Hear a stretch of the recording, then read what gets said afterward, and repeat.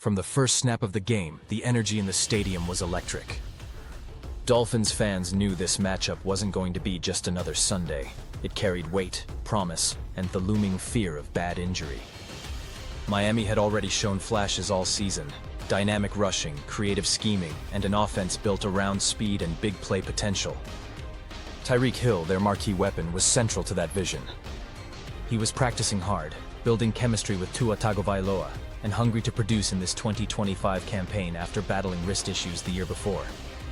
But in the third quarter of that Monday night showdown against the Jets, everything changed. Hill had hauled in a pass about 10 yards near the sideline.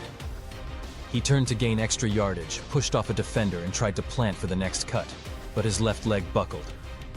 Instantly, his knee twisted at an unnatural angle, and the horror in the crowd's eyes was immediate. He went down writhing, clutching his knee. Trainers rushed in. The broadcast replay showed the leg dislocating, ligaments visibly torn. It was one of those moments you don't want to see as a fan. He was carted off in an air cast, taken to the hospital, and later confirmed to have torn multiple ligaments, including the ACL, following a dislocation. The season, as many expected, was over for Hill. What made it gutting was not just the physical damage, but how Hill responded. As he was guided off, he clapped, waved to the crowd, smiled, and told teammates to press on. Coach Mike McDaniel called it inspiring, saying Hill's focus, even in that moment, was on making sure the team got the win. The Dolphins rallied to win 27-21. That bittersweet victory will be remembered as the night they lost their star, but showed resilience. Before the injury, Hill had been doing his job, 6 catches for 67 yards.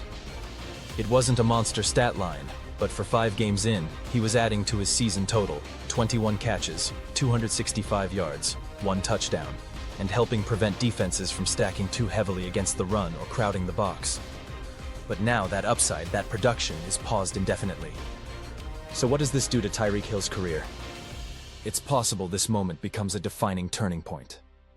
A knee injury of this severity at age 31 brings questions. Can he regain his explosiveness and top-end speed? Will defenses test him more heavily after the comeback? And how will Miami treat his contract when much of it is non-guaranteed? Already, reports are indicating the Dolphins may release him before the guarantees kick in, and analysts believe he may not remain a Dolphin in 2026, even though his surgery went well and his agents claim he's targeting a 2026 comeback. It's not just a physical rehab, it's a mental and reputational battle now. With Hill out, the offense's identity is at a crossroads. That's where Darren Waller and Cedrick Wilson Jr. step into sharper focus.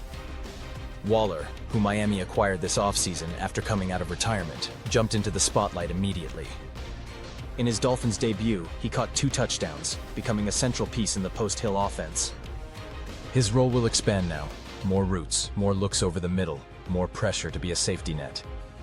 Wilson Jr., meanwhile, has familiarity with offensive systems and can offer boundary strength, though he has dealt with knee issues and could be limited. Miami will lean on Wilson's experience, Waller's size and route savvy, and Jalen Waddle to carry much of their receiving load.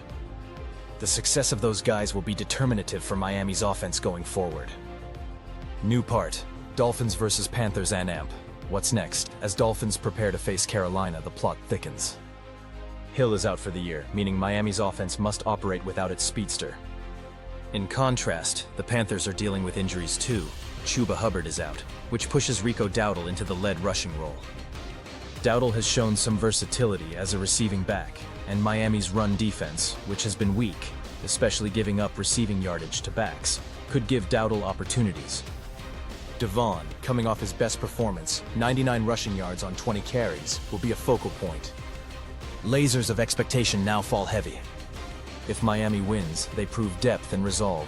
If they lose, it raises deeper questions about whether Hill's absence is too big a hole to overcome. But as a Dolphins fan, I see this as the moment this team either evolves or falters. Waller needs to show he can carry big snaps. Wilson needs to stay healthy and precise. Devon needs volume and explosiveness. And the defense needs to hold strong when the offense strains. Hill may return, but he returns to a new team, a new narrative, and new expectations. This season without him will be the measuring stick for whether Miami can succeed without their star, or whether this injury marks a new chapter in their franchise saga.